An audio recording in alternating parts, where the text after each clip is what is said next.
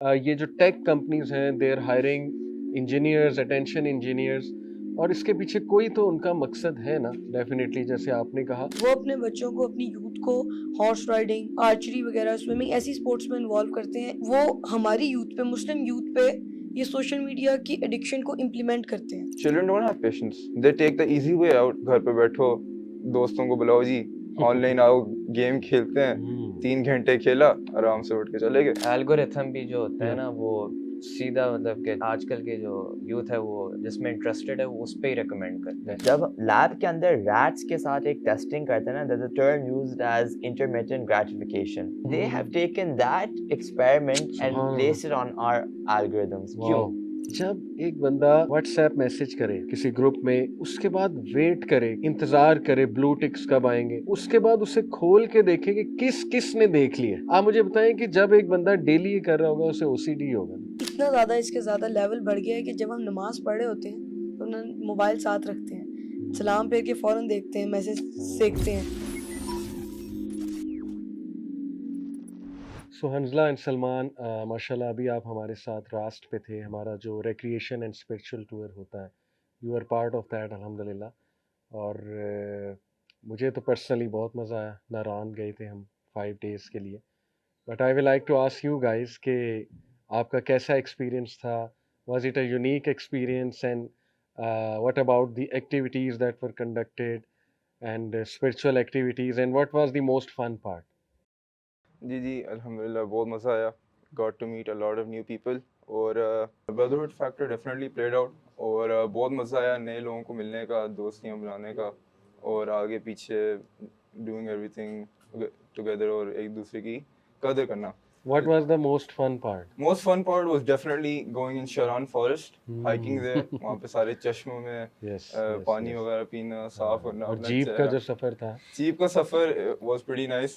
scary as well. Yeah, scary. I enjoyed. You enjoyed, माशाल्लाह। चलाने का भी थोड़ा दिल चाहा, सही। लेकिन हाँ। it took a bit longer than expected. लेकिन अल्हम्दुलिल्लाह it was very nice. मैं सबको बताता चलूँ कि माशाल्लाह हंजला मेरे साथ जब हाइकिंग कर रहे थे शारान फॉरेस्ट में, तो एकदम से ना हंजला ने मुझे कहा कि can you give me 2 minutes, do you mind? मैंने कहा नहीं नहीं। और अचानक इसने पुशअप्स निकालना शुरू कर दिया रुक के, while on the way to hiking. तो माशाल्लाह आई वाज अमेज्ड कि मैं तो, मुझे सांस चढ़ा हुआ है, मैं इतना थक गया हूँ, इनमें इतनी एनर्जी माशाल्लाह यूथ में कि हाइकिंग करते हुए पुशअप्स निकल रहे हैं, सुभान अल्लाह। So Salman, how was your experience? बहुत मतलब कि मेरे लिए अहम था क्योंकि बुलाया इन्होंने ही मुझे था, मुझे खुद नहीं इसका पता था। दोस्ती खींचता है हमेशा। हाँ जी। अच्छी चीज़ की वो तरह बात जाना। ये थी, मेरा ना एक मसला था कि मैं नए लोगों से बात करते हुए थोड़ा सा हिचकिचाता हूँ, मतलब अच्छा, कि इतने क्लियरली सोशल एंजाइटी जिसे कहते हैं। ओपनली नहीं बोलता मैं। इन्होंने इसको काउंटर करने के लिए मुझे कहा कि आओ इधर, तुम्हें मिलेंगे, लो सलब के आए। और वो मतलब कि टीम के साथ मैंने देखा इतना ओपनली, इतना मतलब कि मज़ा है, भाई बन गए मतलब कि मेरे मतलब के। तो ये मेरा डेफिनेटली मसला बहुत हेल्प हुआ है कि अब मैं यहाँ भी हूँ बोल रहा हूँ मतलब कि। माशाल्लाह माशाल्लाह, ये अमेजिंग अमेजिंग। ये तो मुझे बड़ी खुशी हुई क्योंकि it is one of our purpose trips पे ले जाना, कि आप लोगों के सोशल स्किल्स बिल्ड हो। और what was the most fun part for you? Fun part वो टग ऑफ वॉर था, मतलब कि जीते तो थे ऑब्वियसली, लेकिन आपकी टीम जीती थी? हाँ जी, हाँ, अच्छा, हमारी टीम तभी का इनके लिए tug of fun war। Part है। मेरी हार गई थी, पहले राउंड में बाहर हो गई थी। मतलब कि वो उसमें बहुत हाइप अप किया था मौली अहमद सईद भाई ने, कि मतलब कि मोटिवेट फुल बहुत किया था। फुल हाँ हुए थे हम, के हमने जज्बा था हमारा कि जीतने, और फिर हम जीते तो बहुत अच्छा लगा था। माशाल्लाह अमेजिंग। हमने ना इनकी एक गेम करवाई थी कि आपको एक प्रोडक्ट दिया जाएगा, उसकी एडवर्टीजमेंट बनाओ फनी सी। तो ये इनका टैलेंट बड़ा बाहर आया माशाल्लाह। हमने 10 मिनट्स 15 मिनट्स इन्हें प्लानिंग के लिए दिए, तो वो कभी वीडियोस मैं दिखाऊंगा ऑडियंस को भी, आपको भी। माशाल्लाह इनका बड़ा टैलेंट बाहर आया। वेलकम राहिम, कैसे हैं आप? खैरियत से हैं? अल्हम्दुलिल्लाह।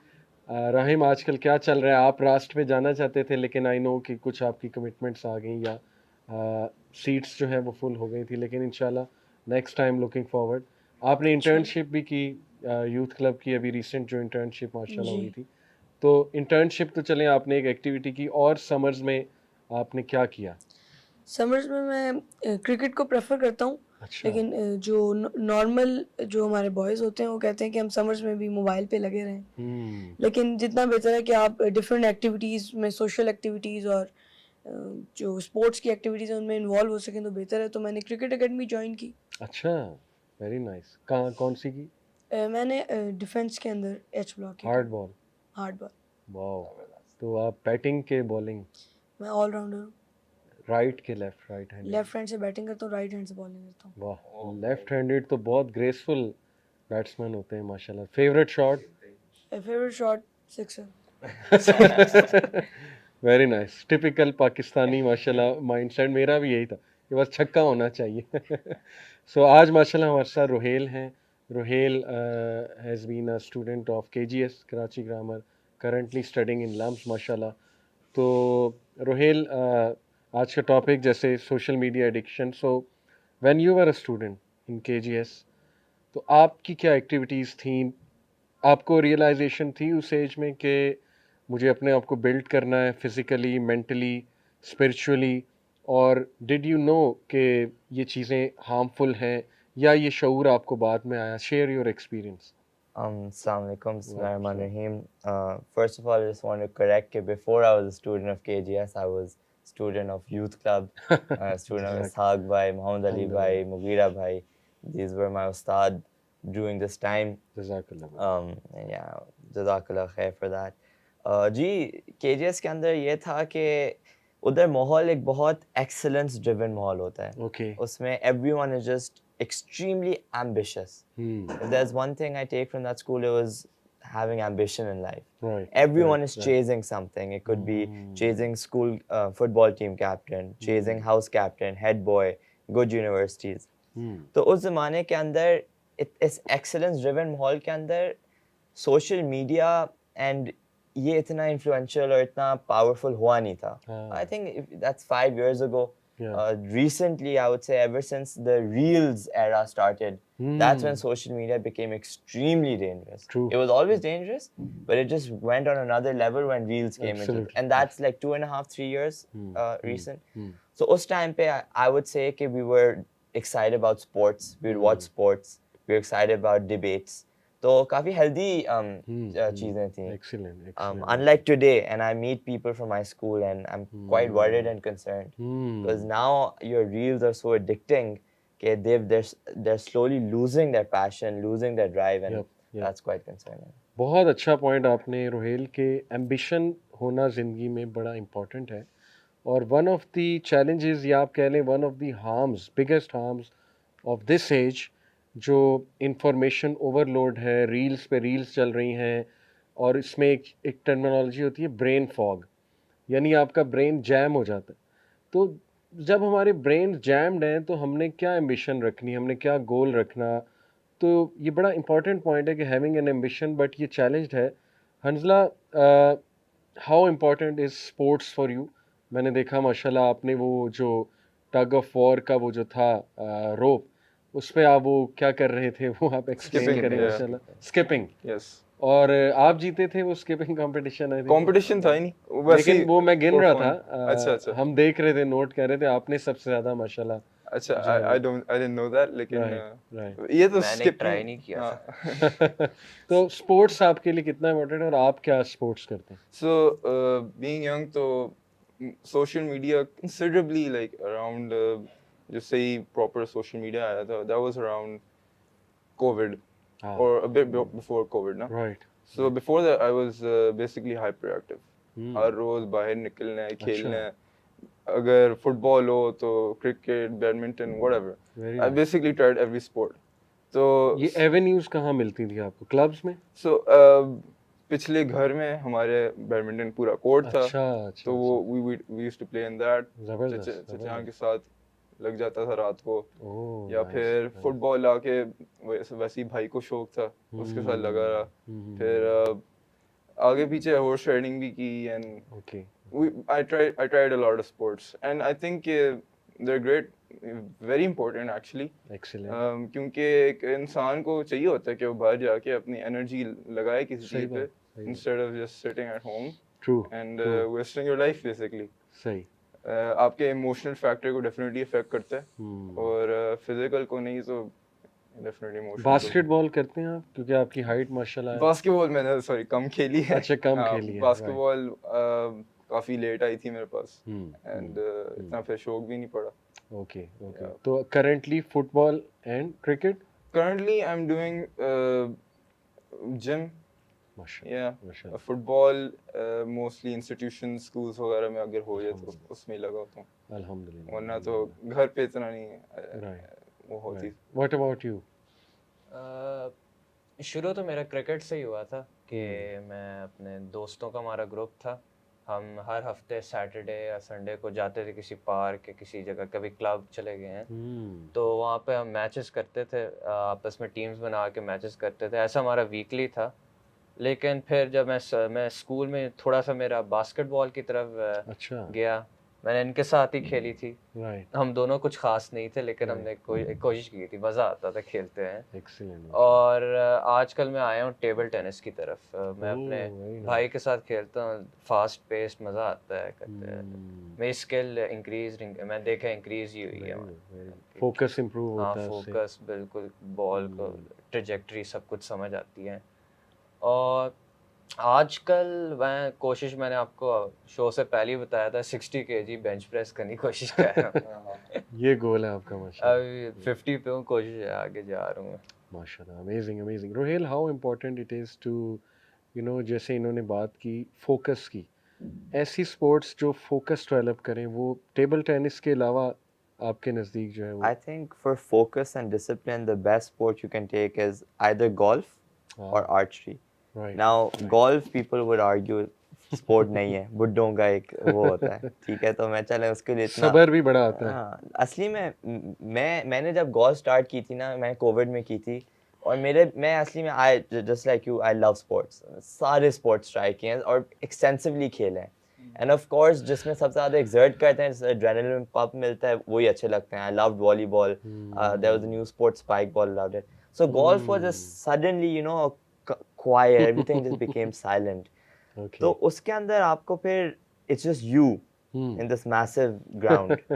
उसके अंदर you learn a lot of discipline and a lot of patience. And believe me, Mohammad Ali bhai, golf is the hardest sport I've ever played. It seems very easy कि आपको बस बॉल को मारना है, but उसके अंदर एक perfect spot होता है क्लब पे. So that takes a lot of patience, focus, and just calming your mind. Right. But more importantly, I think archery. Archery is a sunnah sport, and the whole concept of archery is you have to calm your nerves, take a deep breath, and you have to have complete focus on one goal, and then you have to go for it. And you keep doing it. They say it's not about how many times you get it right, it's how many times you don't miss. That's the attitude in archery. True. Excellent, archery. Rahim, what about swimming? Do you like swimming? Yes, मैंने काफ़ी देर swimming की है Covid के अंदर। अच्छा right. Swimming के भी माशाल्लाह बेनिफिट्स, यानी मैं तो समझता हूँ कि हर बॉडी पार्ट की एक्सरसाइज स्विमिंग में हो जाती है और फियर्स आपके ख़त्म होते हैं, बिकॉज जाहिर है water is one of the fears. जब आप पढ़ें ना कि लोगों के फोबियाज़ क्या होते हैं, तो वाटर रिलेटेड भी काफ़ी फोबियाज़ होते हैं। So it's like facing your fears, becoming courageous वगैरह वगैरह। तो ये भी सुनना जो है ना स्पोर्ट है, स्विमिंग और आर्चरी खसूसन जो है सुनना में, और हॉर्स राइडिंग, ये बहुत इम्पॉर्टेंट है। राहिम, आपके ख्याल में, आपका मतलब जो आपकी ऑब्जर्वेशन है कि आपका जो एज ग्रुप है वो क्यों इतनी एडिक्शन पाई जाती है उनमें, सोशल मीडिया को लेके, मोबाइल फ़ोन्स को लेके, what are some of the reason जो आपके माइंड में है? मेरे माइंड में जो रीजंस मुझे नज़र आते हैं कि ये जो सोशल मीडिया एडिक्शन है, जिसमें हमारे आजकल की यूथ के बॉयज़ इन्वॉल्व हैं, मेरी एज ग्रुप के स्पेशली, ये यहूदियों की एक साजिश है। ओके, मेरी नज़र में बिल्कुल सही। वो तो देखें बहुत अरसे से, आप इसको यहूदी साजिश कह लें या इसको आप इस तरह से भी कह सकते हैं कि देखें there have always been two group of people, एक जो अल्लाह वाले हैं, एक जो ज़ाहिर है शैतान वाले। अब हम ये नहीं कह रहे सबको शैतान वाला कह रहे हैं दूसरी साइड को, ऐसी बात नहीं। The point I am trying to explain is कि देर आर सर्टन पीपल जो गलत साइड पे दुनिया को ले जाना चाहते हैं। तो येस, इट्स ट्रू, अगर इस पर हम गौर करें कि वाकई ये जो टेक कंपनीज़ हैं, they are hiring engineers, attention engineers, और इसके पीछे कोई तो उनका मकसद है ना, डेफिनेटली, जैसे आपने कहा। इसके अलावा आपके माइंड में जो है वो क्या आती है इसकी रीज़न कि वो बन क्यों गई? चले एक तो है कि साजिश है, लेकिन वो एडिक्शन क्यों बन रही है हमारी यूथ की? देखिए, मैं उसी पे बात करूँगा कि वो जो दूसरे लोग होते हैं, वो अपने जो यूथ होते हैं बेसिकली, वो अपने बच्चों को, अपनी यूथ को हॉर्स राइडिंग, यप, आर्चरी वगैरह, स्विमिंग, ऐसी स्पोर्ट्स में इन्वॉल्व करते हैं एक बहुत अर्ली एज ग्रुप से। Right, right. लेकिन वो हमारी यूथ पे, मुस्लिम यूथ पे, ये सोशल मीडिया की एडिक्शन को इम्प्लीमेंट करते हैं। वो चाहते हैं कि एक जो मुस्लिम मिल्लत है वो आगे तरक्की ना करे, वेरी इंटरेस्टिंग। लेकिन इंसान के कंट्रोल में होना चाहिए कि वो कैसे कर सकता है। बिल्कुल, क्योंकि एक चीज़ आप नोट करें रोहेल कि पाकिस्तान में बहुत सस्ता है इंटरनेट। दिस इज़ समथिंग जो एक थॉट प्रोवोकिंग बात है। मैं 3-4 कंट्रीज़ पे रहा हूँ, मुझे तो इतना सस्ता पैकेज कहीं नहीं मिला। और जो टिकटॉक पे हो रहा है, अल्लाह माफ़ करे जिस तरह, तो यस, कभी-कभी लगता है कि यार ये प्लान्ड है सब कुछ, स्पेशली जो मुस्लिम कंट्रीज़ हैं। तो ये बड़ा थॉट प्रोवोकिंग पॉइंट इन्होंने बताया है। आपके ख़्याल में हंज़ला, आपका एज ग्रुप क्यों इतना ज़्यादा अट्रैक्ट होता है? पीयर प्रेशर है, फोमो है, fear of missing out, what is that? So yes, I think कि एक स्पोर्ट्समैनशिप का जो एक मेजर रोल है ना, I don't see that in my age group. Okay, when you go in sports, और आपको जैसे उन्होंने कहा कि गोल्फ में बहुत patience, right. Children don't have patience, hmm, they take the easy way out. Hmm, dopamine वाला जो जी, है वो भी हम आगे डिस्कस करेंगे। Hmm, so it is the easier way out. आराम से you can do it any time, आपको इंतज़ार नहीं करना पड़ता। It doesn't take a lot of energy, गर्मी बारिश वगैरह, you don't have to deal with that. Easily आप उससे बचो, घर पे बैठो, दोस्तों को बुलाओ जी, ऑनलाइन आओ, गेम खेलते हैं, 3 घंटे खेला, आराम से उठ के चले गए। राइट, कोई राइट, स्पोर्ट्स खेलने की ज़रूरत नहीं है। ऑल्सो मोस्टली पाकिस्तान में ऑब्वियसली गर्मी ज़्यादा होती है। No one wants to deal with that. नहीं, क्यों राइट, खेलें, इतनी गर्मी राइट, है, right. Yes tomorrow tomorrow tomorrow, इस तरह करके फिर स्पोर्ट्समैनशिप फैक्टर जो है, इट्स एब्सेंट। यानी वो एब्सेंट हो रहा है, इस वजह से लोग एडिक्ट हो रहे हैं डोपामीन लाइफस्टाइल, क्योंकि इट्स इजियर, इट्स एक्सेसिबल, और उसमें एक वो प्लेजर भी है, सीधी सी बात है। Yes, the wrong path is the easier one. या That's all, basically what social media does. Very interesting माशाल्लाह। What do you think? These days children have a lot of free time in their hands. उनके पास बहुत वक्त है, मतलब के जो भी चाहे कर सकते हैं। इस पे मतलब कि बच्चे सोचते नहीं है कि हमें करना क्या चाहिए, हमारे लिए बेहतर क्या है। जैसे आपने कहा है, कोई एम्बिशन, कोई गोल हो तो ईजी हो जाता है। स्पोर्ट्स एक एग्जांपल है। आप कोई भी किसी चीज़ में गोल रख सकते हैं, लेकिन वो कुछ सेट नहीं अपने लिए करते और अपने आप को बस कुदरत के हाथों छोड़ देते हैं। और फिर वो पॉइंट आता है, इतना इजीली एक्सेसिबल है कि एक फ़ोन पे एक शॉट दबाओगे, उसके बाद बस स्वाइप ही किए जाओगे। बिल्कुल ऐसी है। मतलब कि इस पे अगर ज़्यादा सोचा जाए तो बच्चे काउंटर कर सकते हैं। Actually, I would like to further stretch his point कि if you look at cocaine and heroin and other drugs, ये सारे जो addicts हैं, इनको पैसे देने होते हैं, इनको इतनी मुश्किल से छुप छुपा के ये चीज़ें लेनी होती हैं, then they can get the stuff they want. Right, This thing हमारी घरों में है, हमारे पॉकेट्स में हर वक्त, हम जब भी चाहे निकाल लें, and it's कन्वीनियंट, या convenient है और बहुत addictive है। बहुत addict. Yeah. Rohel, he said कि ये एक सोची समझी स्कीम है, और ये बड़ा थॉट प्रोवोकिंग है वाकई, लेकिन शैतान तो लगा हुआ है ना बिल्कुल। अपने काम पे, और सबसे इजी वे शैतान के लिए गुमराह करने का वो ये मीडिया, आपको पता है, बहुत बड़ा वेपन है। हंजला ने बात की कि स्पोर्ट्समैन स्पिरिट नहीं रहा, वो एट्रीब्यूट्स नहीं रहे जो स्पोर्ट्स की तरफ ले जाएं, शॉर्टकट्स पसंद है, डोपामीन लाइफस्टाइल पसंद है। और सलमान ने बात की कि कन्वीनियंट बहुत हो गया है, और एल्गोरिथम भी जो होता है Yeah. ना, वो सीधा मतलब कि चाइल्ड आजकल के जो यूथ है वो जिसमें इंटरेस्टेड है वो उस पे ही रिकमेंड करते हैं। ऐसी आप यूट्यूब के रिकमेंडेड सेक्शन है जो, और फिर बहुत लाइक अल्यूरिंग है, अट्रैक्टिव है कि सही। बस आप देखना शुरू कर दो। बिल्कुल सही।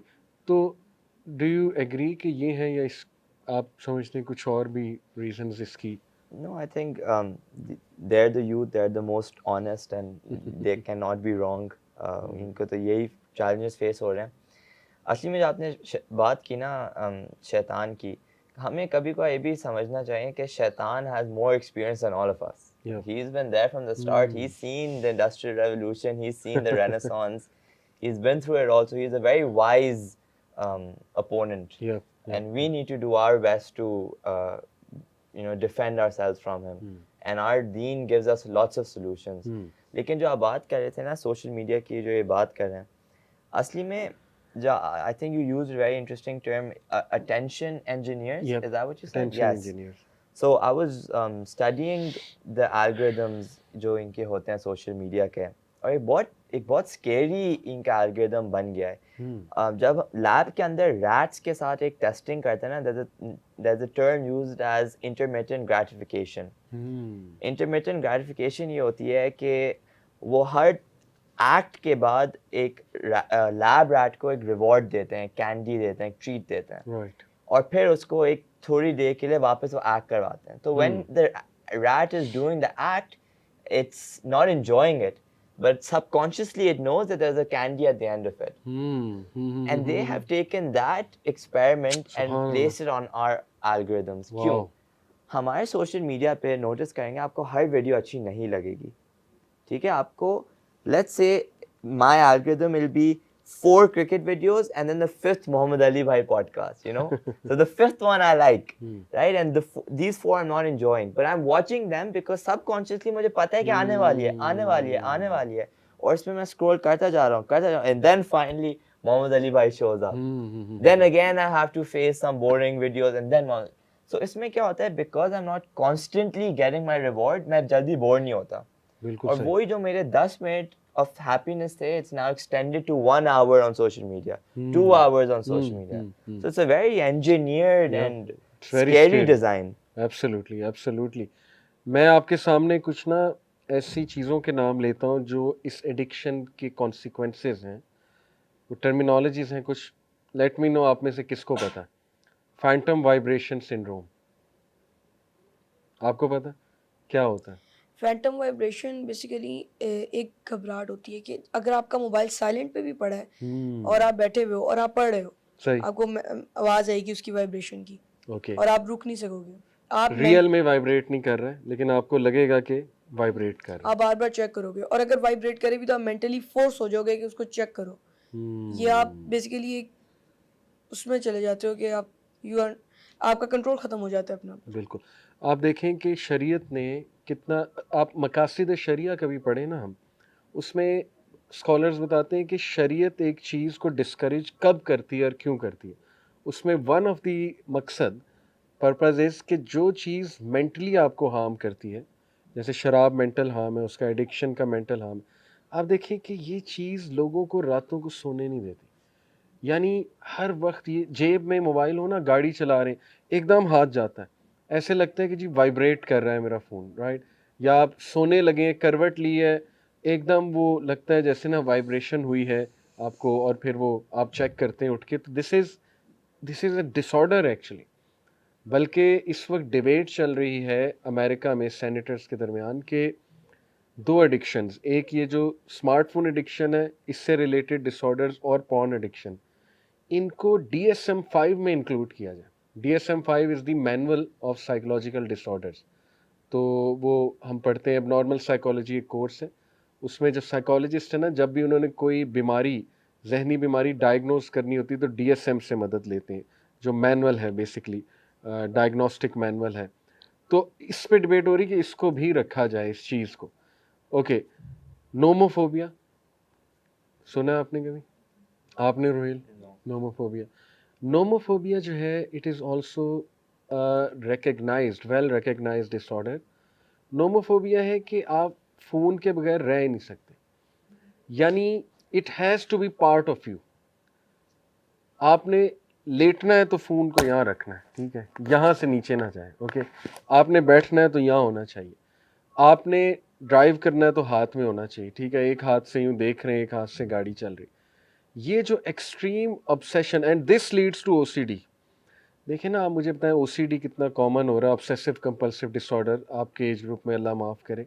वजह, जब एक बंदा व्हाट्सएप मैसेज करे, कोई जिफ शेयर करे GIF किसी ग्रुप में, उसके बाद वेट करे कि वो देखी जाए, इंतज़ार करे ब्लू टिक्स कब आएंगे, उसके बाद उसे खोल के देखे कि किस किस ने देख लिया उसमें डिटेल आ रही होती है, ठीक। यानी आप देखें वो इंटेंशन इंजीनियर्स, उन्हें सब पता है कि ये आएगा, जैसे वो आपने कहा ना रैट को ट्रैप कर रहे होते हैं कि ये आएगा आएगा, तो वो एक एक चीज़ रेडी है कि अब ये यहाँ आएगा, अब ये भी रेडी होना चाहिए, ये स्टैटिस्टिक्स भी आने चाहिए इसके सामने। आप मुझे बताएं कि जब एक बंदा डेली ये कर रहा होगा उसे OCD होगा ना, ऑब्सेसिव कंपल्सिव डिसऑर्डर ही होगा ना, हर चीज़ को फिर ऐसे लेगा। तो ये नोमोफोबिया बड़ी ख़तरनाक एक चीज़ है कि लिटरली आप वॉशरूम भी नहीं जा सकते फ़ोन के बगैर। इस किस्म का ये एक है कि चलो लोग कभी ले जाते हैं, जैसे पहले न्यूज़पेपर पढ़ते थे वॉशरूम में, आप फ़ोन कभी कभी ले जाते हैं, लेकिन ये कि इसको आदत बना लेना। वॉशरूम कोई अच्छी जगह तो नहीं है ना, वहाँ पे कोई अच्छे थॉट्स तो नहीं आएंगे, हम तो दुआ पढ़ के वहाँ पे एंटर होते हैं, अल्लाहुम्मा इन्नी औज़ु बिका मिनल खुबूसी वल खबाइसी। तो ये इस तरह हमारी लाइफ का पार्ट बन गया, जिस्म का हिस्सा। ट्रस्ट मी कि मैं एक टीनेजर की काउंसलिंग कर रहा था 17-18 ईयर, और उसने मोबाइल जो है ना नहीं छोड़ा। मैंने उससे कहा उधर रख दो उधर रख दो, नहीं, उसे एंग्जाइटी होती थी। तो ये जो एंग्जाइटी है ना, एक्सट्रीम एंग्जाइटी, ये नोमोफोबिया। और इसका टेस्ट ये है, अगर आपने चेक करना है आपको है कि नहीं, अल्लाह माफ़ करे, कि आप रात को अपना मोबाइल फ़ोन दूसरे कमरे में चार्जिंग पे लगा के सो जाए, और आप देखें आपको नींद कैसी आती है, ठीक है। तो उससे पता लग जाएगा कि ये कितना है। तो ये भी बड़ी डेंजरस चीज़ है। ओके, फोमो, FOMO, आपने तो सुना है? सुना है, एक्सपीरियंस किया है, जिया है, सब कुछ। आपको FOMO, इसका पहला वर्ड बोल देता, फियर, OMO। फोमो जो है बेसिकली, फोमो भी एक मेंटल डिसऑर्डर है। पहले इसको बता दें, इसकी एब्रीवेशन से मीनिंग क्या है? Fear of fear of missing out. Missing out. ये क्या है? फियर ऑफ मिसिंग आउट यानी कि अगर फॉर एग्जांपल आपके कोई भी जानने वाले हैं कहीं पे भी गेट टुगेदर कर रहे हैं और आप इनवाइटेड हैं, तो आप बार बार उसके बारे में बताएंगे कि मैं इनवाइटेड हूँ, मैं यहाँ हूँ, नहीं। बेसिकली एक डर है कि क्या मैं ट्रेंड फॉलो कर रहा हूँ या नहीं, मैं पीछे ना रह जाऊँ। और इसके चक्कर में आप, यानी अगर एक जो सॉन्ग है वो टिकटॉक पे ट्रेंड कर रहा है और आप नहीं करते, तो आपको एंग्जाइटी शुरू हो जाएगी कि अच्छा मैं ट्रेंड फॉलो नहीं कर रहा, क्या मैं माशरे में पीछे रह गया हूँ। Very nice, very nice. बिल्कुल, बहुत अच्छा आपने एक्सप्लेन किया है। इससे रिलेटेड है shiny object syndrome. As the name suggest, you go after every shiny thing, यानी ट्रेंड्स, हैशटैग्स, और अगर आप नहीं करोगे उसको तो आपको जो है ना वो एक आप कह लें ऑब्सेसिव कंपल्सिव डिसऑर्डर हो जाएगा कि मैं क्यों नहीं कर रहा, और एंग्जाइटी होने लगेगी। खाना खा रहे हैं तो पिक्चर क्यों नहीं खींची, राइट, या कहीं गए तो चेक इन क्यों नहीं किया। तो ये बेसिकली जो है ना, this is fear of missing out. Okay, अगली थोड़ी इससे भी डिफ़िकल्ट टर्म है, स्नैपचैट डिस्मोर्फिया डिसऑर्डर। ये सुना है आपने? स्नैपचैट, अब देखें ये रियल डिसऑर्डर्स हैं जो मैं आपको बता रहा हूँ, research based. Have you heard of it? Snapchat dysmorphia disorder. Okay, I will explain. Snapchat dysmorphia disorder Snapchat users के बारे में एक टर्म है जो फ़िल्टर्स बहुत ज़्यादा यूज़ करते हैं, राइट, और वो अपनी आंखें बड़ी कर लेते हैं, स्पेशली लड़की। ये ज़्यादा लड़कियों में स्नैपचैट डिस्मोर्फिया डिसऑर्डर, क्योंकि लड़कियां, आपको पता है कि आज हमने ब्यूटी के स्टैंडर्ड्स डिफाइन कर दिए। बहुत प्रेशर है हमारी फीमेल फोक, बहुत ज़्यादा। आंखें ऐसी होनी चाहिए, आईब्रोज ऐसी होनी चाहिए, ठीक है ना, ऐसे आपके जो है वो फेशियल फीचर्स होने चाहिए, वगैरह वगैरह। तो होता ये है कि इतना ज़्यादा इस फेक वर्ल्ड में रह रह के, फ़िल्टर्स लगा लगा के, they get inferiority complex about their own self. जब रियल में वो शीशे में अपने आप को देखें तो वो नोट करती हैं कि हमारी तो आंखें वैसी नहीं हैं, नाक ऐसी नहीं है, या फेशियल फीचर्स ऐसे नहीं हैं। और फिर जब वो रियल लाइफ में जाती हैं तब वो जो उनके बॉयफ्रेंड्स होते हैं वो भी उन्हें फिर रिजेक्ट कर देते हैं कि हमने तो तस्वीर ऐसी देखी थी, रियल में तो ऐसा है। तो ये बाकायदा एक डिसऑर्डर है, अल्लाह माफ़ करे, कि उन्हें फिर परफेक्शन की आदत, जिसे ओवर परफेक्शन ऑब्सेशन कहते हैं, मेकअप की आदत बहुत ज़्यादा, अपनी आंखें बड़ी करने की आदत, ठीक है। तो ये इसको कहते हैं स्नैपचैट डिस्मोर्फिया डिसऑर्डर। आपको पता है कि बच्चियाँ एनेरोजिया नर्वोसा, ये एक डिसऑर्डर है, ईटिंग डिसऑर्डर है। बिंज ईटिंग, एनेरोजिया नर्वोसा, ये डिफरेंट ईटिंग डिसऑर्डर्स होते हैं। इसमें पर्जिंग भी होता है। होता ये है कि वो खाना खा के उल्टी कर देती हैं अपने मुंह में उंगली डाल के, ताकि वो उनका फिगर ना ख़राब हो। खाना भी खा लें लेकिन ये कि साथ में उनका फिगर भी ख़राब ना। इस लेवल पे ये डिसऑर्डर जो है इंसान को ले जाता है, स्नैपचैट डिस्मोर्फिया डिसऑर्डर। ओके, तो ये बड़ी ख़तरनाक चीज़ है। Okay, social media anxiety disorder, ये तो as the name suggest, what do you think, ये क्या होगा? जैसे कि आपने पीछे एंग्जाइटीज़ की बात की, नोमोफोबिया हम्म की, तो इतना ज़्यादा इसके ज़्यादा लेवल बढ़ गया है कि जब हम नमाज़ पढ़ रहे होते हैं तो ना मोबाइल साथ रखते हैं, सलाम फेर के फ़ौरन देखते हैं, मैसेज देखते हैं। ओ मुझे तो यस। लगता है कभी-कभी ये तो नहीं चेक करे कि अल्लाह ने नमाज की कबूलियत का मैसेज कर दिया।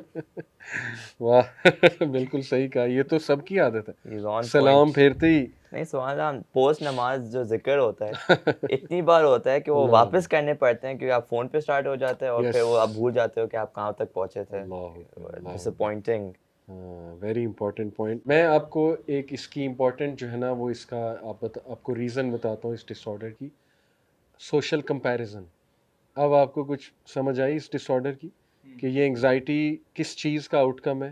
Hanzala, social comparison social media पे कितना ज़्यादा होता है आपके एज ग्रुप में? थोड़ा सा अगर आप अपनी ऑब्जर्वेशन बताएं।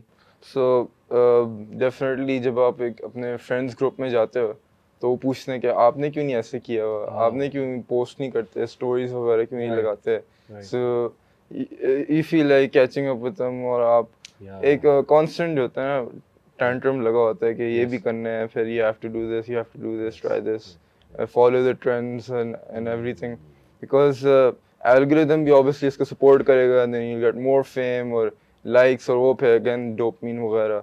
Oh yes. So, yeah. Oh, yes. बिल्कुल सही पहुंचे आप। इसमें मोहम्मद भाई and you boys, I just have some advice. This was a serious issue not just on social media but generally.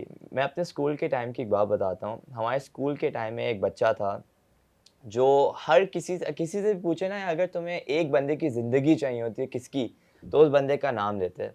बहुत अमीर था, बहुत सक्सेसफुल था, बहुत फेम था। उसका इंस्टाग्राम अगर आप आज भी देखो तो it's full of travelling pictures, वो कहाँ कहाँ नहीं गया हुआ, एडवेंचरस चीज़ें कर रहे हैं। When you look at Instagram आपको लगता है यार this guy has his life set, and I my self was very inspired by. मेरा दिल चाहता है यार काश ऐसी ज़िंदगी मैं अपनी बनाऊँ। मैं इसी जस्तजू में उसका अच्छा दोस्त बन गया, और जब मैं उसका दोस्त बना ना मुझे एक चीज़ एहसास हुई, he was going through a severely challenging time. और इसकी वजह ये थी कि he was getting death threats from this unknown group. And this was happening for 4 years. And he couldn't sleep at night. And he had severe mental health issues. This was the reality of this boy. उस वक्त मुझे मैंने अल्लाह का इतना शुक्र किया कि अल्लाह अल्हम्दुलिल्लाह मेरी ज़िंदगी इतनी अच्छी है। मैं समझता काश मैं उसकी ज़िंदगी चाहूँ, और अब मैं he is the last person I want to be. So this is the deception we find on social media and generally. So be thankful for what Allah has given you and just stop comparing yourselves to others. It'll really help you mentally. Amazing, amazing. और मैं आपको बताऊं कि comparison is natural, human phenomena है। इसीलिए profit सल्लल्लाहु अलैहि वसल्लम ने हमें सही कंपैरिजन का क्राइटेरिया दे दिया। ये नहीं कहा कंपैरिजन करो ही ना, that is not possible. Comparison तो होता है।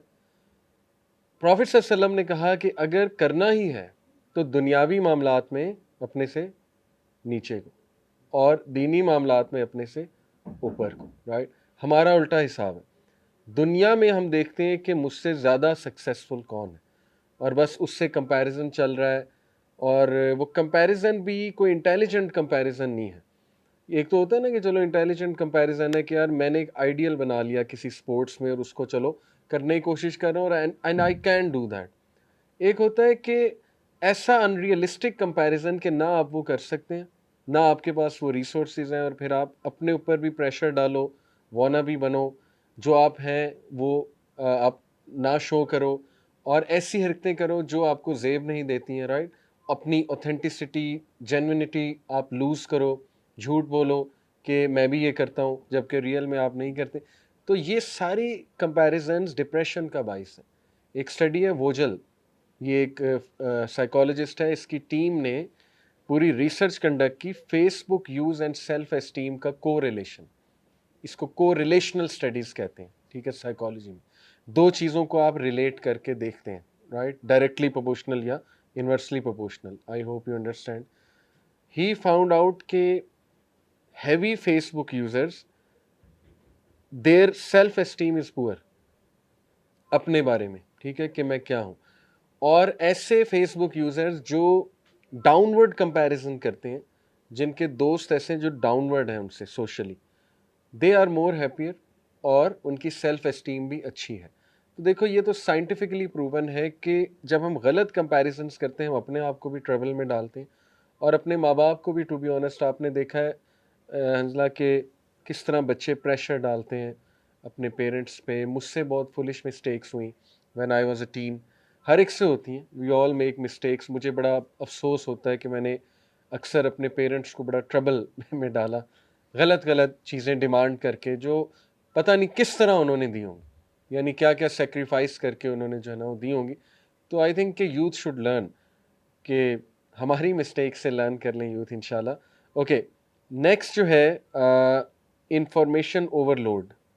इसका तो as the name suggest, what do you think Salman? Information overload. चलें पहले मैं ऐड कर देता हूँ कि when you get so much information at such a short time period, तो obviously you're going to be like, अच्छा मुझे इतना पता ही नहीं था, I know less. Self esteem वाली बात आ गई, आपकी सेल्फ एस्टीम कम होगी, यू हैव लेस कॉन्फिडेंस कि लोग क्या समझते होंगे, लोगों को इतना पता है, मैं पीछे रह गया हूँ. Again comparison cycle is repeating. And then information के साथ आपको probably depression and stress and all that. It's definitely not worth your time.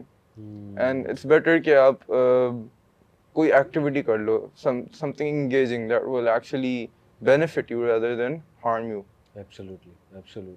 ये जो आप कुछ ऐड करना चाहेंगे? आप जब देखते हो कि इतनी इन्फॉर्मेशन है, इतनी चीज़ें हैं जो लोगों को पता है, मुझे नहीं पता, आप ऐसे बिग स्टेप्स करने की कोशिश करते हो जो आपके कैपेसिटी में ही नहीं है. आप ऐसे बस क्रॉल करने से पहले आप चलना ही सीखना शुरू करने की कोशिश करते हो आप.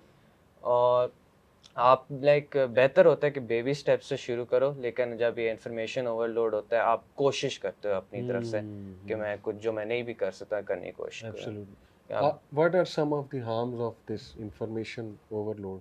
अच्छा अली भाई, इसके अंदर ये है कि information overload is not necessarily only knowledge overload. Right. It's content being bombarded at you.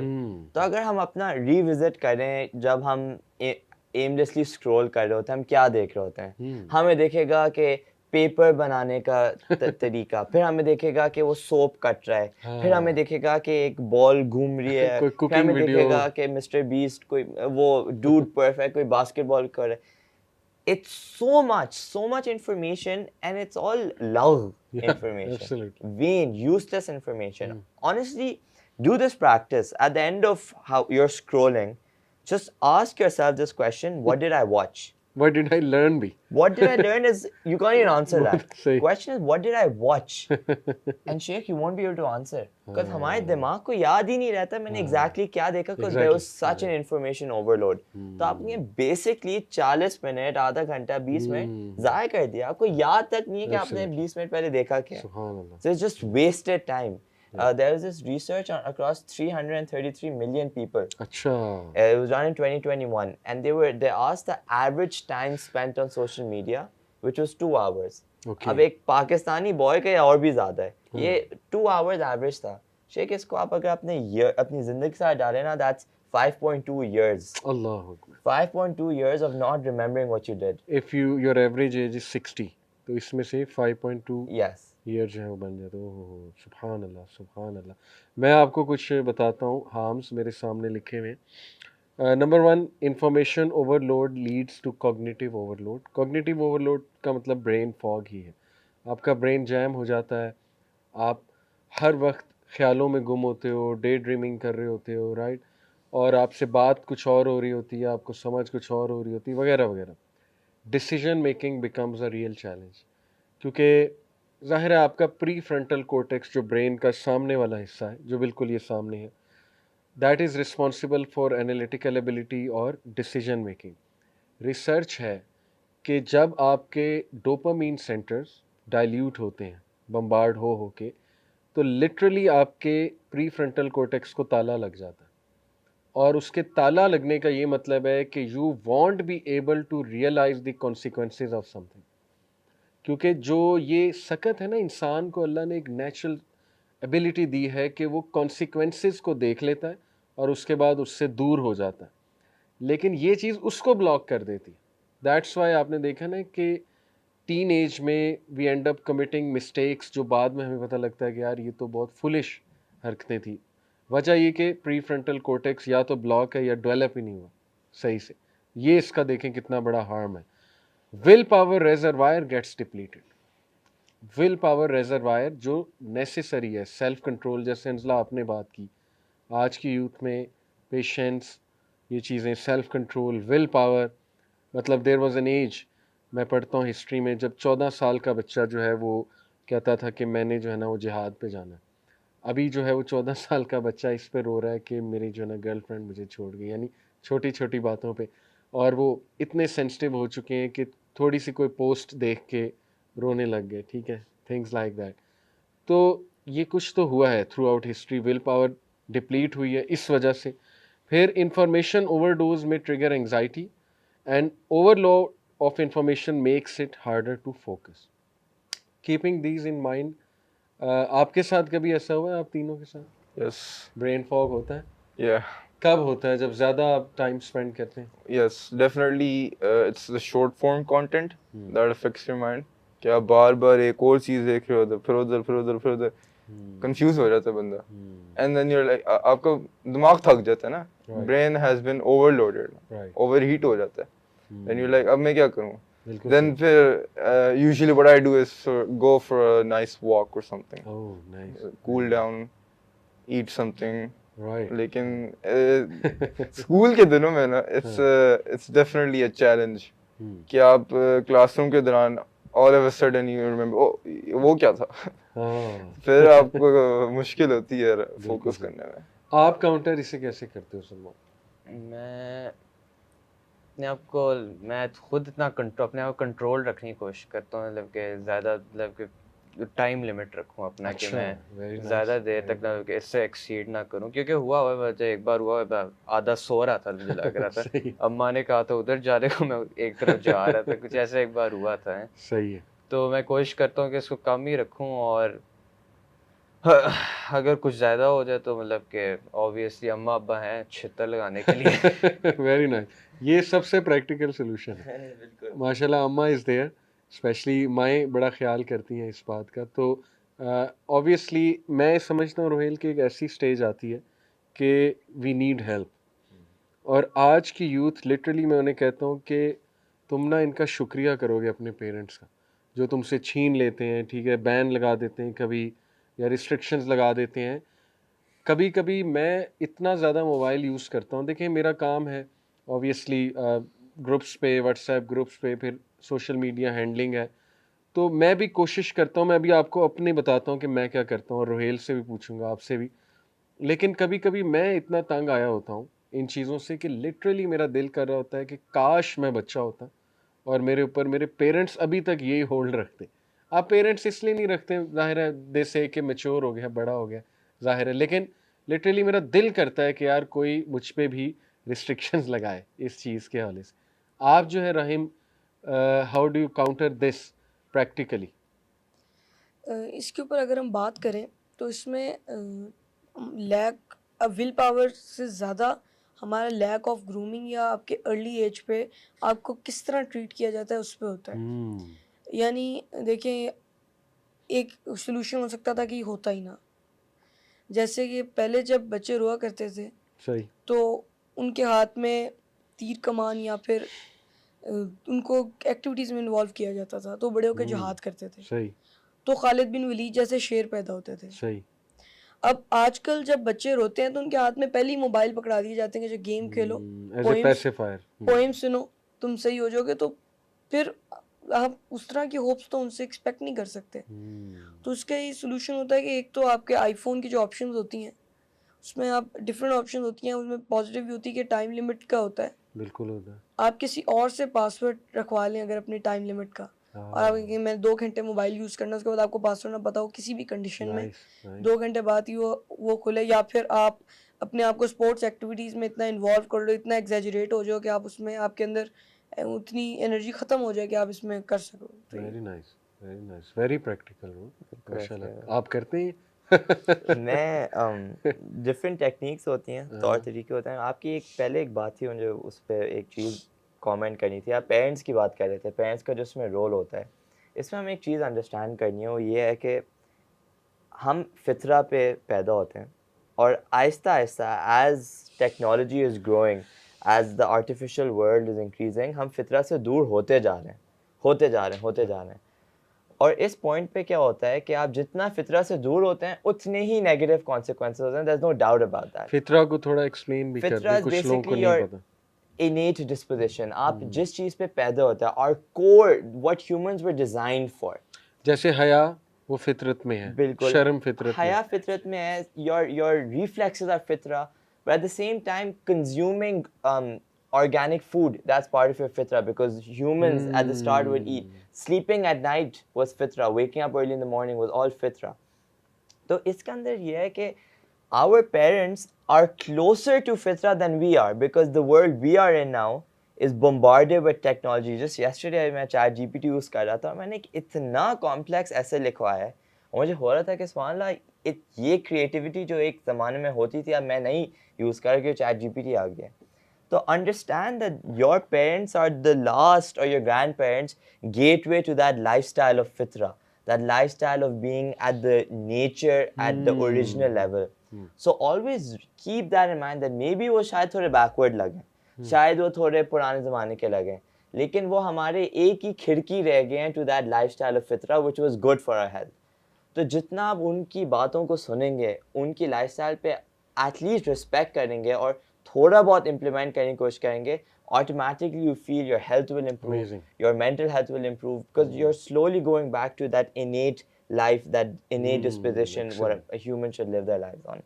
Excellent माशाल्लाह। आपको मज़े की बात बताऊं कि मेरे एक हमारे ड्राइवर माशाल्लाह बहुत अच्छे इंसान और बहुत पुराने हमारे लाइक अ फैमिली मैन, उन्होंने मुझे एक दिन कहा कि आज से कोई 1.5-2 साल पहले की बात है, उनका बेटा आपकी उम्र का रहीम 9th क्लास में, मैट्रिक में ही, तो उन्होंने मुझे कहा कि यार अली इसको ना मोबाइल सिखा दे, इसको मोबाइल नहीं आता स्मार्टफोन।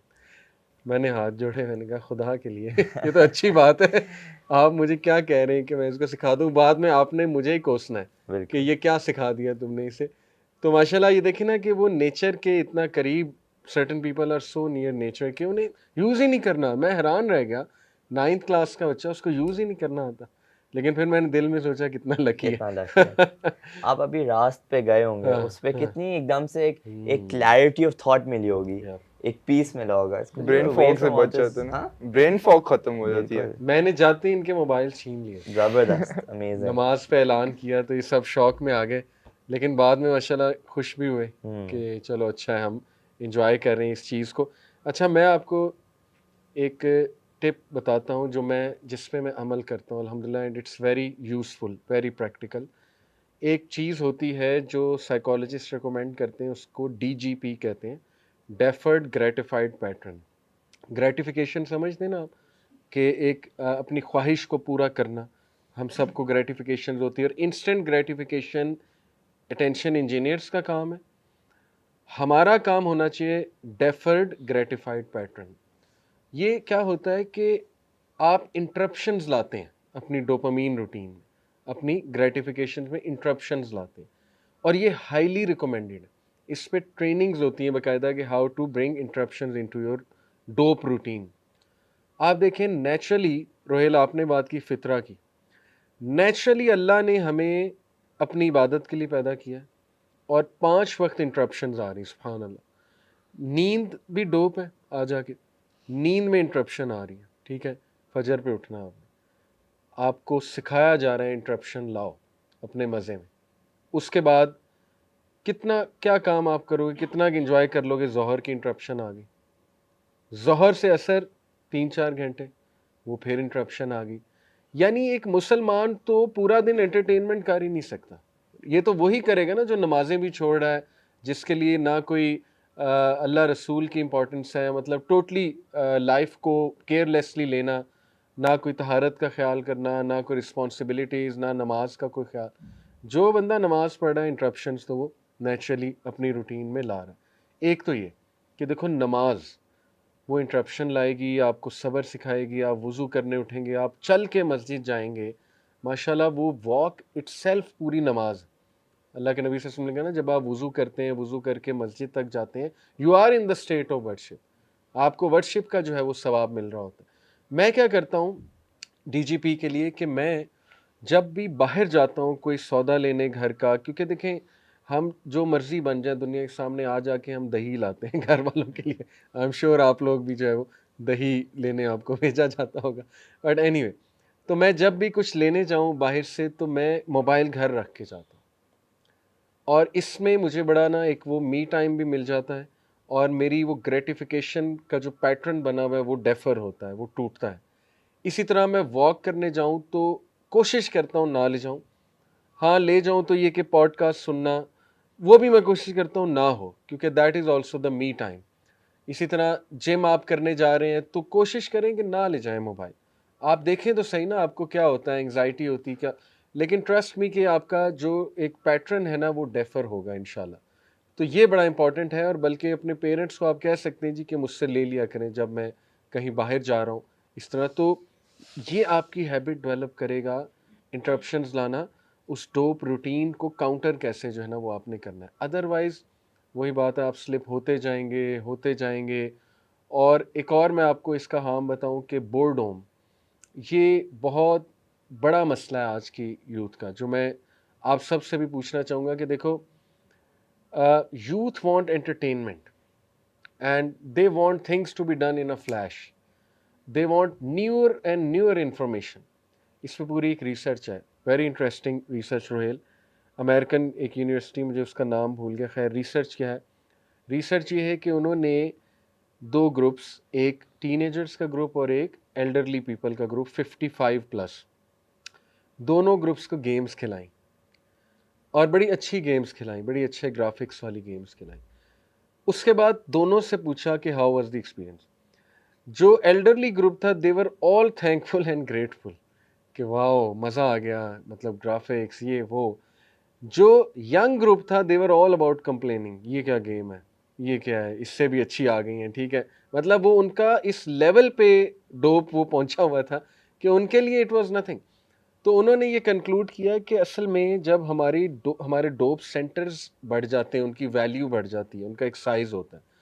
जैसे देखो ना, एक बड़ा ग्लास है उसमें ज़्यादा पानी डलेगा, एक छोटा ग्लास है उसमें छोटा सा वो फिल हो जाएगा। तो यही डोप सेंटर्स हैं, बड़े सेंटर में बड़े आपको डोप वैल्यू ज़्यादा चाहिए, जब वो एम्प्टी होगा तो एम्प्टीनेस भी उतनी फील होगी, हॉलोनेस और डिप्रेशन भी उतनी होगी, एंग्जाइटी भी उतनी होगी। तो this is how science works. और इस रिसर्च से ये कंक्लूड होता है कि हमारी जो जनरेशन है ना, बोर बहुत जल्दी हो जाती है। यानी अभी एक चीज़ खेली तो बोर, दूसरी चीज़ वो उससे बोर, तीसरी चीज़ उससे बोर, और इसके इतने डिज़ास्ट्रस कॉन्सिक्वेंसेस हैं, मतलब मैं आप लोगों को खुल के बता रहा हूँ कि अल्लाह माफ़ करे, ऐसी ऐसी नस्ल मैरिज कैसे चलाएगी। यानी एक ही पार्टनर के साथ आपको कैसे, आपको रहना है, कमिटमेंट दिखानी ना, कमिटमेंट कैसे होगी अगर हमारे डोप सेंटर्स इतने ज़्यादा जो हैं वो बढ़ गए, और फिर डिमांड्स हमारी बढ़ती जाएंगी, हम मोर डिमांडिंग होते जाएंगे। तो ये बहुत बड़ी रीज़न है, अल्लाह माफ़ करे, फैमिली स्ट्रक्चर भी डिस्ट्रॉय होने का, डिवोर्सेस का, कि हम बोर होते हैं, लोगों से नहीं मिलते, हम कहते हैं जी ये बोरिंग काम है। फिर सबसे बड़ा रोहेल, मतलब आई गेट स्केयर्ड कि कुरान और हदीस has not come to entertain you, right. क्या कर लेंगे आप, कितना एंटरटेनिंग बना सकते हैं आप इस्लामिक एक्टिविटी को, राइट। तो यूथ कहती है कि नहीं हमने वहाँ इसलिए नहीं जाना, बोरिंग क्लास। तो बात असल में ये है कि you have to go, boring class है या स्लो क्लास है, जो भी है आपने सीखना है ना, तो सीखो जाके। हाँ, थोड़ा सा हमें टीचर्स को भी ये देखना चाहिए कि ज़रा अच्छे इंटरेस्टिंग वे में पढ़ाएं, वो टीचर्स का काम है, लेकिन इसका ये मतलब नहीं कि अगर आपको एंटरटेनमेंट नहीं वहाँ पे मिल रही है तो आप कहो कि जी मैं यहाँ पे क्यों आऊँ। जैसे कई यूथ को मैंने कहते सुना, इस्लामिक स्कूल में मैंने पढ़ाया 4-5 साल, कि सर ये कई बार सुनी है हदीस, हमें वी नो इट ऑलरेडी। तो ये बड़ा एक dangerous what do you think attitude, और आप लोगों का क्या Rahim what do you think ये जो बोर्डोम है आपको नज़र आता है अपने एज मेट्स में, पीयर्स में, ये चीज़ बहुत जल्दी बोर हो जाना? और इस्लामिक क्लासेस के हवाले से क्या, मतलब इस्लाम के हवाले से क्या है कि ये बोरिंग है ये वो? जैसा कि आपने कहा कि आप स्टूडेंट्स कहते हैं हमें तो पता ही है हदीस, इफ़ यू नो तो आप अपने ऊपर इम्प्लीमेंट भी तो करें उस हदीस को, आप उस पर अमल भी तो करें। जानने से क्या होता है? सही, कि हमें काफ़ी लोगों को पता है 5 वक्त की नमाज होती है, उनमें से 70% पढ़ते होंगे। सही सही। तो अगर आप बोर रहने का, अगर आप कभी भी बोर नहीं रहोगे अगर आप जो सुन्नत आपका अगर सुन्नत के हिसाब से अपना टाइम टेबल को लेके चलो। कि हमारे जो नबी करीम सल्लल्लाहु अलैहि वसल्लम थे वो इशा की नमाज के बाद बिस्तर पर तशरीफ ले जाते थे और सो जाते थे। फिर रात के इब्तदाई हिस्से में नवाफिल अदा करते थे, तहज्जुद पढ़ते थे और फिर बिस्तर पर तशरीफ ले जाते थे। फजर की नमाज उठते ही इबादत में कमर बस्ता हो जाते थे और फिर अपने दिन का आगाज़ करते थे। लेकिन आजकल की यूथ के लिए बहुत मुश्किल है इस तरह की रूटीन फॉलो करना। तो अगर हमने चीज़ को काउंटर करना है बोर्डिज्म को, तो एटलीस्ट आप अपना दिन फजर से स्टार्ट करो, क्योंकि वो बहुत बाबरकत टाइम होता है। अगर आप उस वक्त नमाज पढ़ के, कुरान पाक की तिलावत करके और अपने स्कूल का या फिर जो भी जॉब करता है उसका जो भी काम है उससे पहले करके घर से निकलो और अपने दिन का आगाज़ जितना पहले हो सकता है करो और अपने आप को डिफरेंट एक्टिविटीज़ में इन्वॉल्व करो, तो बोर्डिज्म तो उसको काउंटर करना कोई बहुत बड़ा महाज तो नहीं। वेरी गुड, वेरी गुड, सुभान अल्लाह। और ये बड़ा अच्छा प्रैक्टिकल तरीका है अपने डोप सेंटर्स को भी काउंटर करने का। How do you counter boredom? So boredom का तो मेरी नज़र में हमेशा एक ही जवाब रहे, एंड दैट इज के बाहर निकलो, एक्टिविटीज करो, खेल कूद वगैरह। Now, because youth is made for this, ना? We are supposed to be active. We are supposed to be putting our energy somewhere every single day. मेरे लिए तो शायद बेशक 24 घंटे हो जाए, लेकिन when I go outside, मैंने फुटबॉल खेलनी हो, मैंने रनिंग करनी हो, they recommend a gym partner. I can't find that one. Everyone's on their phone, हर कोई घर पे है, कोई जाना नहीं चाह रहा, कोई ऐसे। So it ultimately becomes hard for the one who is going against the flow. Everyone, जब आप हर कोई ऐसे कर रहा होगा, तो ultimately you will fall, चाहे जितने भी आप कोशिश कर लो, क्योंकि नहर के अगेंस्ट जा रहे हो ना। बिल्कुल सही। और उसके अलावा जो है, जो हमारे स्कूल्स हैं उसके अंदर भी मोस्टली, पाकिस्तान के अंदर ये है वैसे, लेकिन मोस्टली स्कूल्स के अंदर ज़्यादा पढ़ाई के ऊपर फोकस किया जा रहा है, बिकॉज हमारे स्कूल में तो ऐसे ही था। एंड स्पोर्ट्स के लिए जाना है तो ना आपके फील्ड मेंटेन है, ना प्रॉपर इक्विपमेंट है, so sports is just not, मतलब शो नहीं की जा रही ना। सही। सो वो फिर फैक्टर जो है आपके नहीं होगा, तो obviously you are gonna stay home और आप बोर्ड होगे। अगर आप फजर के लिए उठते हो, फजर के लिए उठ जाओ और इशा तक, that is a lot of time, और उस टाइम में आप पढ़ाई करो, आप एक्सरसाइज करो, सब कुछ करो। लेकिन if you only doing studies या फिर आप सिर्फ एक्सरसाइज कर रहे हो, at one point you are going to be tired of this.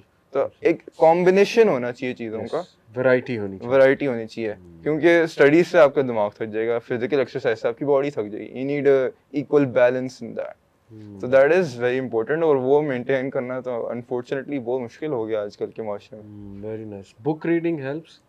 Book reading हाँ जी, मतलब कि फिर वो बात ये है कि घंटों तक चलाई जाती है। वो तो अच्छी एडिक्शन है। हाँ ठीक है, अच्छा नशा है। ये मतलब कि उल्टा ही मेरे लिए उल्टा हो जाता है, पता नहीं क्यों। आप पढ़ते हो माशाल्लाह काफी बुक्स, कौन सी जॉनर आप?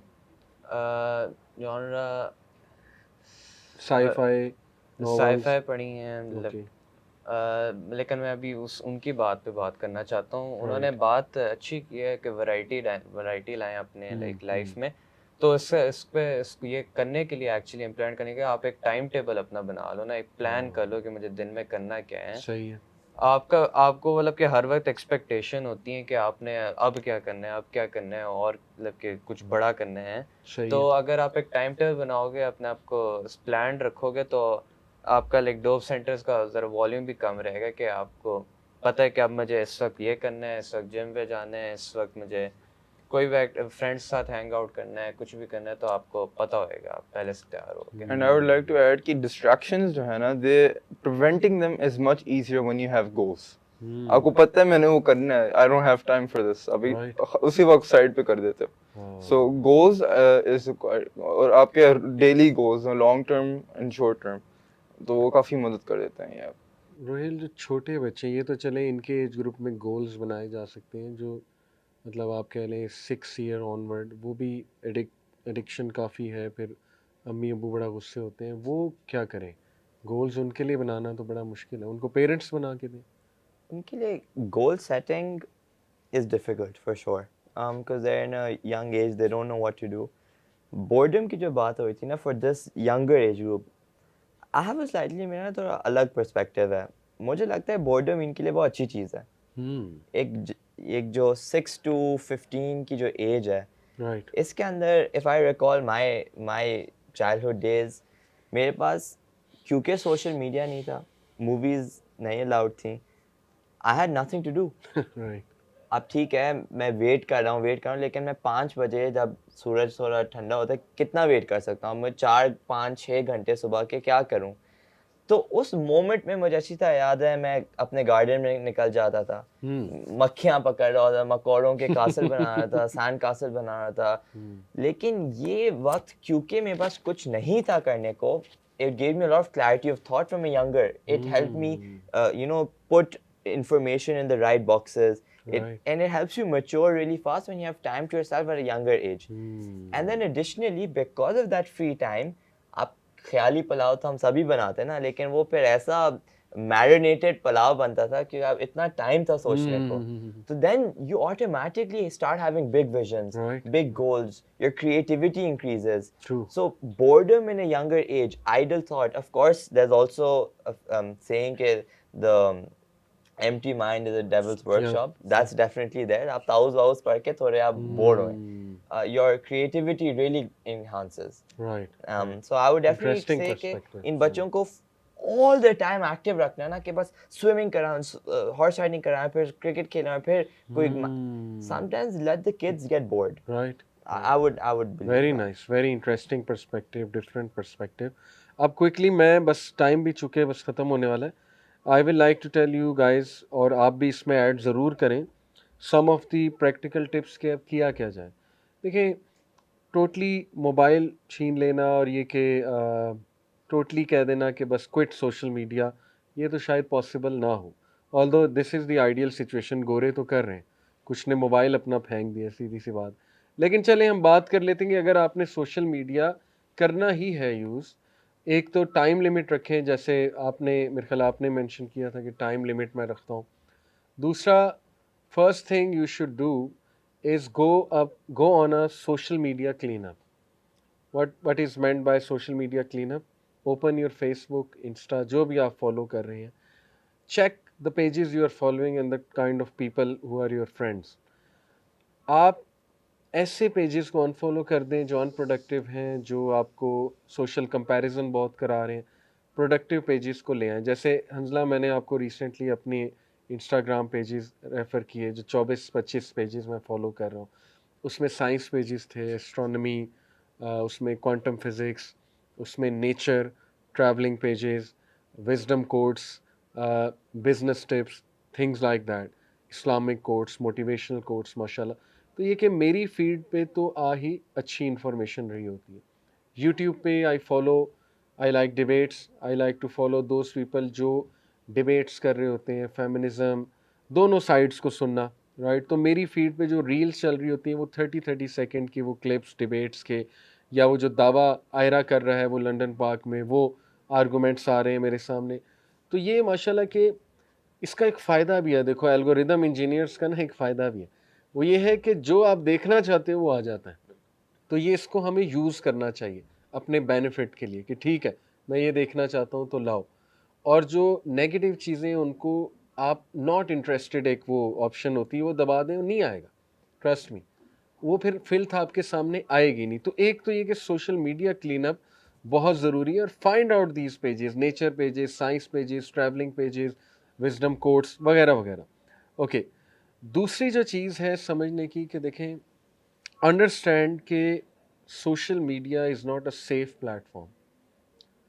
प्राइवेसी, इस पे स्नोडेन पूरी मैं रेफ़र करूँगा आप लोगों को भी। स्नोडेन का पता है आपको, एडवर्ड स्नोडेन? विसल ब्लोअर एक टर्म होती है, ऐसा शख्स जो किसी एजेंसी में था सीक्रेट सर्विसेज में और उसने कोई सीक्रेट ब्लो कर दिया उस गवर्नमेंट का, उसको विसल ब्लोअर कहते हैं। तो स्नोडेन इस सेंचुरी का सबसे बड़ा विसल ब्लोअर है। एडवर्ड स्नोडेन यूएस सिटीज़न है, अभी रशिया में रिफ्यूज, पॉलिटिकल रिफ्यूज ली हुई है उसने, वेनेजुएला में या रशिया में, एनीवे। उस पर मूवी भी बनी है एडवर्ड स्नोडेन। उसने क्या किया कि एनएसए, नेशनल सिक्योरिटी एजेंसी, उसके कुछ सीक्रेट्स एक्सपोज किए, दुनिया को बताए कि ये कर क्या रहे हैं आपके साथ। यानी उसने दिखा दिया कि आपकी कोई भी चीज़ सेफ नहीं है। इवन जब कैमरा आपका लैपटॉप बंद है, ऑफ है, तो कैमरे से वो आपको देख सकते हैं। और इसी से उसका कॉन्शियस जागा था कि यार ये क्या कर रहे हैं, they are entering people's private rooms literally, और देख रहे हैं, नोट कर रहे हैं।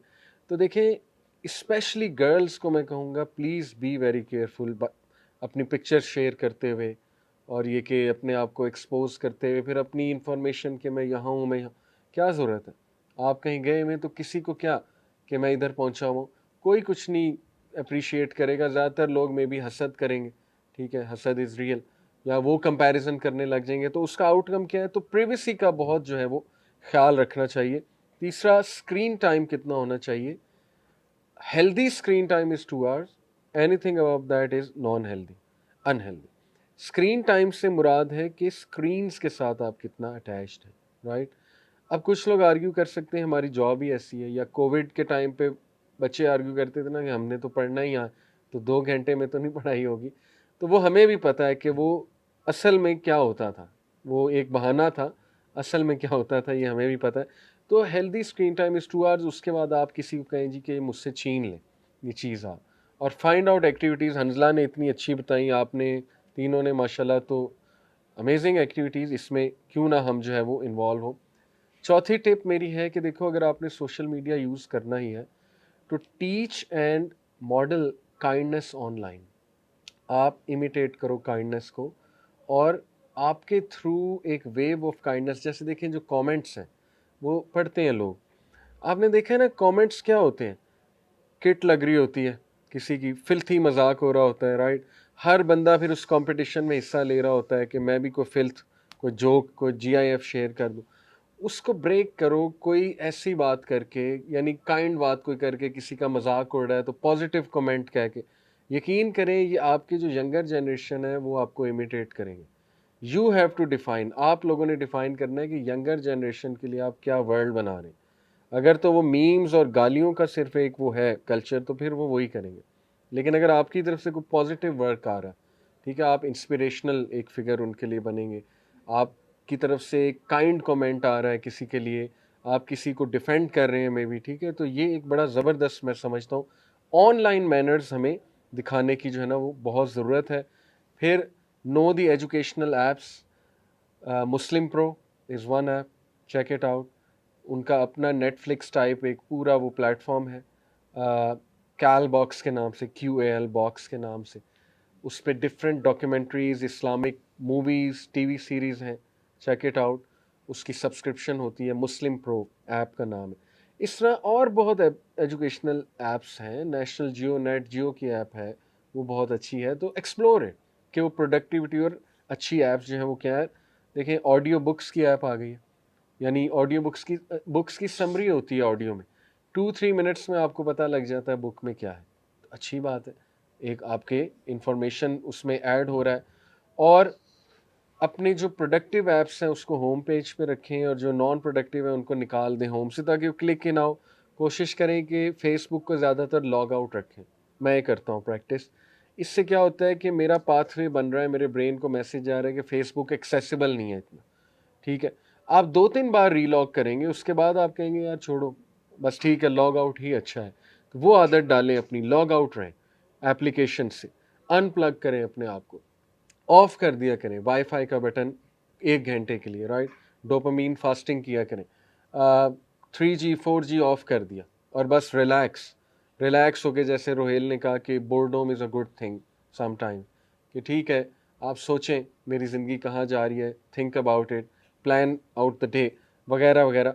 तो ये कुछ मैं समझता हूँ बहुत प्रैक्टिकल टिप्स, और आप लोगों से भी फाइनली पूछूंगा, लेकिन एक और चीज़ ऐड कर दूं कि एक नुस्खा है जो ये बताते हैं, सोशल मीडिया एडिक्शन को डील करने वाले जो बताते हैं, एक प्रॉपर नुस्खा है कि 30 डेज तक आपने ये काम करने हैं, 30 डेज तक, और आपकी ये आदत छूट सकती है, social media addiction, mobile addiction.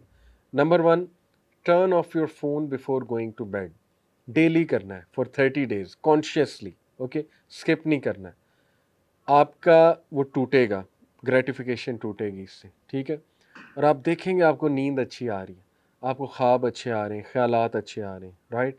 दूसरा, जब आप सुबह उठें तो 1 आवर तक फ़ोन ऑन नहीं करना, 1 आवर तक, ओके। डीप वर्क करना है आपने, और ये 1 महीना प्रैक्टिस करनी है। ऑन ही नहीं करना, नोटिफिकेशंस भी नहीं check, nothing. Number 3, read at least 10 pages a day for 1 month. किसी भी बुक की, एंड ऑफ टाइम्स पे कोई बुक ले लो, कुछ सहाबा पे स्टोरीज, कोई नॉवेल्स, एनीथिंग यू वांट। बेहतर है इस्लामिक बुक्स। 3, आपने 30 दिन 10 pages a day. Workout at least 3 times a day, cycling में भी, बैडमिंटन, स्क्वाश, जो भी, maybe volleyball, walking, running, gym, जैसे आप जिम, लेकिन 3 times a week for 30 days. तो ये कितने बन गए? 12 टू 15 डेज वर्कआउट है महीने में। उसके बाद track out your time and progress. आप नोट करो कि आप प्रोग्रेस कितनी कर रहे हैं, उससे आपको कॉन्फिडेंस मिलेगा कि हाँ मैं प्रोग्रेस सही कर रहा हूँ। और अगर नहीं कर रहे तो आपको मलामत होगी, आप अपने आप को मलामत करोगे। ये नुस्खा है बहुत पावरफुल, ये मैंने करके भी देखा है अल्हम्दुलिल्लाह, अमेजिंग इसके इफ़ेक्ट्स हैं। रात को मेरी आदत बन गई थी एक दौर में, अल्लाह करे फिर बने, कि मैं रात को मोबाइल ऑफ़ कर देता था, वज़ू करता था, नफल पढ़ता था इशा के बाद, ऑब्वियसली वितर से पहले नफल पढ़ के मैं कोई इस्लामिक बुक पढ़ता था, और अमेजिंग नींद, सीरा पढ़ता था, अमेजिंग नींद मुझे आती थी। ये ज़रूर आपने करना है। लास्टली आप क्या टिप्स देंगे, स्टार्टिंग फ्रॉम यू राहिम? मैंने काफ़ी टाइम ले लिया। जब भी आप चेक करो कि अच्छा हम दोस्त इकट्ठे हो रहे हैं, तो उनकी नज़र में फ़न टाइम क्या है? मोबाइल ऑन करना, पबजी खेल ली, कॉल ऑफ ड्यूटी खेल ली। राइट। हम अपना टाइम, मैं ये नहीं कहता कि आप मिलना छोड़ दो, हम अपना टाइम अच्छी एक्टिविटीज़ में भी अवेल कर सकते हैं। आपने शुरू में पूछा था कि कैसी एक्टिविटीज़ या गेम्स हो सकती हैं सही। जिससे आपको आपके स्किल्स भी पॉलिश हों और आपके इस तरह सोशल मीडिया एडिक्शन भी हो। सही। तो फर्स्ट ऑफ ऑल कई गेम्स हैं, जैसे डार्ट्स हैं, डार्ट्स से आपका एम अच्छा हो सकता है। राइट। कैरम है, और ये घर में इजीली खेली जा खेली सकती जा सकती है। कैरम है फैमिली जिससे आपका गेम्स। एंगल अच्छा हो सकता है। चेस है, काफ़ी गेम्स हैं एक जो आपको प्रोडक्टिविटी की तरफ और प्रैक्टिकल लाइफ के अंदर हेल्प भी कर सकती है। वेरी नाइस, वेरी नाइस, माशाल्लाह। What about you Hansla? Any I advice? think if someone is seriously suffering from addiction right. and they're in their college, job, whatever, और उन्होंने deep work का काम करना है, उन्होंने काम consistency करनी है. So ये और भी बहुत लोगों ने कहा हुआ है, एंड्रू टेट ने कहा हुआ है, some other red pill people. Right. इसकी you start with exercise or start with one thing, reading. You start on one thing, you do it for 10-20 days, आप consistent हो जाते हो, then you use the same formula जो आप रोज वो चीज़ कर रहे हो, उसके साथ थोड़ा थोड़ा और मिला दो, and every day you can be consistent with the things you actually want to be, like पढ़ाई हो जाए, exercise हो जाए. मैंने खैर अभी मेरे से इतना नहीं हो रहा, लेकिन at one time I started this और मैंने रोज एक्सरसाइज किया, ठीक है, सिर्फ एक्सरसाइज हो रही थी और कुछ भी नहीं, the rest of the day was worthless. But जब वो 10 दिन कंसिस्टेंसी शुरू हो गई, उसके साथ पढ़ाई भी रोज 10 मिनट, 20 मिनट, 30 मिनट, और फिर उसके साथ काफ़ी अच्छा है. So consistency is key हर चीज़ के लिए, everyone knows that. And if you want to maintain that, you just start with one step and you take the other one and then further और on. ये तब है जब आप करना चाहो, ये Yes, बहुत मैटर करता है कि definitely. आप करना भी चाहते हो कि नहीं। आपका Once you have belief, decided yes. कि I need to get rid of this, तो फिर आप माशाल्लाह इस पे ऑटोमेटिकली आ जाओगे, जो आपने बताया। आप लास्ट फ्यू वर्ड्स क्या कहेंगे? जी, फैमिली और फ्रेंड्स के साथ क्वालिटी टाइम बहुत इसकी मदद करता है। मैं अपनी एग्जांपल देता हूँ, लाइक मैंने आपको बताया भाई के साथ मैं टेबल टेनिस खेलता है, हम हंसते खेलते हैं, मतलब के और मज़ा आता है। टेबल टेनिस घर रखा हुआ है? जी, घर में टेबल है। मैंने बहन के साथ कभी चेस की गेम लगा देता हूँ, अम्मा के साथ कैरम खेल लेता हूँ। ज़रूरी नहीं है कि कुछ कर, लेकिन बहुत मज़ा आता है इन सब में। बिल्कुल ऐसे ही। लाइक फ़ोन तो भूला होता है मुझे कुछ सही है बात। भी चीज़ें। सही बात। और आप इसके अलावा जो आप ये एक्स्ट्रा एक्टिविटीज़ कर रहे हो, जैसे आप जिम कर रहे हो, अगर आप कुछ जैसे जिम पे हैं, तो कोई गोल अपने दिमाग में रखो, कोई मोटिवेशन लाओ कि मुझे ये रीच करना है, क्योंकि वो मोटिवेशन आपकी सोशल मीडिया एडिक्शन से फाइट करेगी हैं। Very nice. जैसे मैंने आपको कहा है मैं 60 केजी का करना चाहता हूँ बेंच प्रेस, वेरी तो मतलब कि वो मोटिवेशन मुझे हर रोज़ लाती है कि मुझे करके रहने आगे जाना है। वंडरफुल। तो मतलब कि इसमें मुझे सोशल मीडिया भूल जाता है कुछ है अभी। Very practical. फ्रेंड्स के साथ भी बहुत मज़ा आता है, आप घूमो फिरो, क्वालिटी टाइम। क्वालिटी टाइम जिसे कहते हैं ना, बस चैटिंग, मतलब कि फ़ोन पे नहीं, फिजिकली क्वालिटी चैटिंग। टाइम। हाँ जी, बहुत मदद करता है आपका। Very nice, very nice. Rohel. Sheikh Hamza Zorges ने ये हमें बात बताई थी, it really hit me. He explains to us that for a man, a Muslim man, we should not need motivation for difficult tasks. For us, it's not motivation, it's duty. अब उठना है फजर पे तो उठना है, मुझे अपने आप को मोटिवेट नहीं करना चाहिए कि वो मैं चॉकलेट खाऊंगा, मैं फिर फजर पे उठना है, जिम जाना है, पढ़ाई करनी है। Allah subhanahu wa ta'ala has made a man, it's not very easy, contrary to popular belief, to be a Muslim man. Allah's put a lot of responsibility on us. Yep. We have a responsibility to protect our family, to provide for our family, and for that reason, अगर हम motivation का इंतजार करें ना कि मैं motivate होऊंगा तो जिम जाऊंगा, मोटिवेट होऊंगा तो तहज्जुद पे उठूंगा, motivation will never last. Motivation, like you said, consistency is key. Motivation is not consistent, but duty is. If you can, and it feels wrong of me to say this because I'm struggling myself and I myself want to, live a life where motivation is not needed. But if we, inshallah, one day can start living lives where it's the duty that matters, the job that matters, inshallah, we can be really good Muslim men. अल्हम्दुलिल्लाह। जज़ाकल्लाह खैर everyone. I hope कि ये beneficial होगा हमारे teams के लिए। मे अल्लाह bless all of you, और जो हमने बातें की अल्लाह हमें भी अमल की तौफीक दे। सुब्हानकल्लाह बिहम्दिका अशहदु ला इलाहा इल्ला अंता अस्तगफिरुक। अगर आपने यहाँ तक ये वीडियो देखी है तो फिर हमारी तरफ से आपके लिए एक छोटा सा असाइनमेंट है। You see, leaving social media is not that easy and it's actually very difficult without a group of friends. तो हमारा ये असाइनमेंट बहुत सिंपल है। Make a friends group, be it on WhatsApp, of your school friends, neighborhood friends, you name it. And your goal should be very simple. Start some healthy activity. आप cycling करें, horse riding करें, football खेलें, gym जाना शुरू करें, लेकिन आपका गोल ये होना चाहिए कि इस फ्रेंड्स ग्रुप के थ्रू आप अपनी सोशल मीडिया की जो यूजेज है उसको कम करें। और अगर इन एक्टिविटीज़ के दौरान आपने कोई वीडियोस बनाई हो या कोई कंटेंट क्रिएट करते हो, before you post them on social media, tag the Youth Club Lahore team, क्योंकि जब आप टैग करेंगे वो हमारे सामने आएगा कंटेंट, और इंशाल्लाह ये कंटेंट फिर हज़ारों लोगों के लिए एक इंस्पिरेशन बन सकता है। So until next time, अस्सलाम वालेकुम।